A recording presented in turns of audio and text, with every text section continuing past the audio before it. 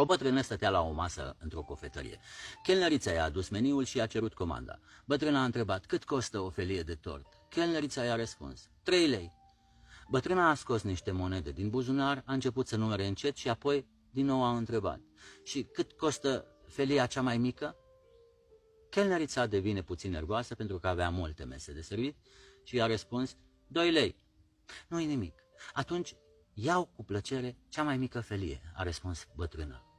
Chelnerița a adus felia de tort enervată și imediat a pus nota de plată pe masă, gândindu-se ca nu cumva să plece imediat băbuța și să nu achite. Bătrâna, mâncând foarte încet și cu plăcere tortul, s-a ridicat, a pus banii pe masă, a scris ceva pe o foaie de hârtie și a plecat.